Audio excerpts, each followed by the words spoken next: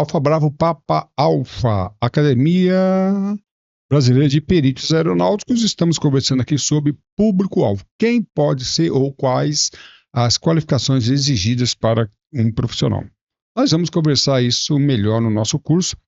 Contudo, eu vou citar aqui um exemplo, no caso aqui, o controlador de tráfego aéreo. Peraí, professor Calazans, você já falou isso em outro vídeo, mas hoje tem uma pegada um pouco diferente. Controlador de tráfego aéreo, no caso aqui o oficial. Lembrando que nós temos vários tipos de controladores no Brasil. Tem controlador militar, tem controlador de tráfego aéreo civil e dentro do contexto militar nós temos o oficial. E qual é a diferença? É o nosso bate-papo de hoje.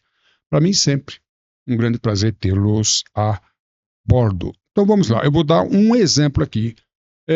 Na Força Aérea Brasileira, nós sabemos que o DCEA, o Departamento de Controle de Espaço Aéreo, ele abriga dois tipos de controladores de tráfego aéreo. Na verdade, ele rege, fiscaliza essa atividade, tanto para os controladores de tráfego aéreo, os controladores civis, hoje formado no ICEA, Instituto de Controle de Espaço Aéreo em São José dos Campos, os militares na Escola de Especialistas de Aeronáutica em Guaratinguetá. Tive a oportunidade de trabalhar nas duas escolas. E dentro do aspecto militar tem um oficial. Na realidade, o oficial ele é promovido a oficial mediante concurso interno e tem uma carreira militar e, paralelamente, a carreira técnica. E tem diferenças sim, tá? Muitas diferenças, e há situações que o controlador de tráfego aéreo, que não é oficial, o controlador de tráfego aéreo oficial geralmente se chama de CTA, e o controlador de tráfego aéreo, o controlador propriamente dito, fala de BCT, Básico de Controle de Tráfego Aéreo. Eu vou dar aqui um exemplo aqui, tá? Aqui nós temos aqui uma carta, essa carta foi muito questionada, nós tivemos um acidente, se eu não me engano, em 2007 ou 2017, eu lembro que termina em 7. Teori Zavascki, lembra do Teori Zavascki? Não, foi 2017. Teori Zavascki, ele decola de São Paulo com o King Air e vai até Paraty e se acidenta e morre ali. Era complicado porque ele era ministro do STF e houve ali uma grande repercussão numa possível conspiração, porque ele iria comandar ali uma investigação e vamos lá. É claro que o tráfego aéreo, investigação, não se envolve com conspiração, porque se isso acontecer, terrorismo, não é o nosso caso aqui.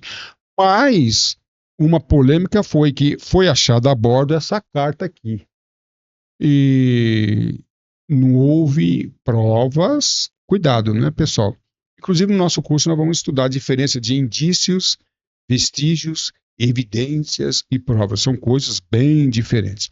Mas essa carta foi achada a bordo. O problema é que, em Paraty, em termos regulamentares, em termos oficiais, a época do acidente não tinha nenhuma carta. Então essa carta aqui é uma carta irregular. Se ela foi usada ou não, aí é outro assunto. Mas lembrando que no Brasil, os oficiais especialistas, aqui é o exemplo que nós estamos dando, os oficiais especialistas são os responsáveis para confeccionar cartas aéreas de navegação. Então, estou dando aqui um exemplo. Neste caso, poderíamos cogitar a utilização ou não dessa carta. E, claro, seria muito interessante que nós tivéssemos um parecer de um especialista nessa área para dar aqui um veredito final. Estamos aqui, então, dando um exemplo da diferença. Um controlador de tráfego aéreo, ele não é especialista em projeção, confecção de cartas. Então, ele não é a pessoa mais indicada para fazer isso, tá bom? Um outro ponto também, ICA, que é o Instituto de Cartografia Aeronáutica, também um dos órgãos, na verdade, uma das unidades do DCEA. Deixar bem claro, eu estou dando aqui o exemplo, eu tenho outros vídeos falando sobre os profissionais, mas a título de exemplo, nós não sabemos quais e quantos profissionais podem atuar como peritos. Poderíamos também utilizar aqui um especialista também em desenho, um oficial especialista em desenho ou em cartografia, para dar também um veredito. Então, nesse caso aqui, nós temos aqui um outro profissional, membro do Instituto de Cartografia Aeronáutica, que pode também emitir um parecer, tá bom? Aqui alguns exemplos de como um controlador de tráfego aéreo pode ser utilizado. Nós demos exemplos anteriormente falando sobre o controlador e aqui o oficial, tá bom? É claro que tem outras diferenças. Lembrando que a jurisdição, a atividade do oficial controlador de tráfego aéreo é diferente do controlador de tráfego aéreo. Nós tivemos um caso também, voltando ao 907, tivemos um problema sério ali, hein? Nós estudamos isso, que o controlador de tráfego aéreo do ACC Brasília, um dos acusados que deu causa ao resultado, houve ali um grande problema em relação à instrução, se ele estava devidamente preparado ou não. Lembrando que um controlador de tráfego aéreo, para ele ser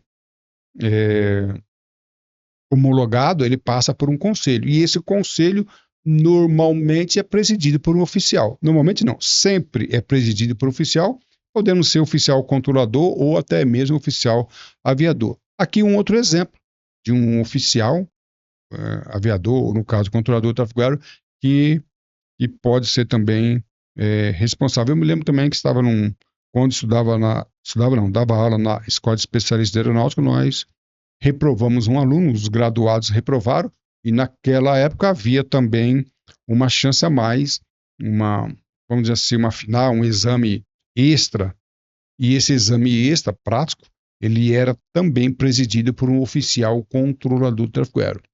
Daí outro exemplo de que então nós, como controladores de tráfego aéreo, várias vezes reprovamos alguns alunos, e esse exame extra, presidido por oficial, aprovando ou não, então um oficial também pode explicar por que ele aprovou. Olha que pergunta, hein?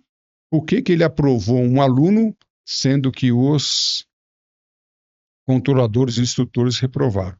Aí isso é uma boa pergunta a ser feita no 907, tá bom?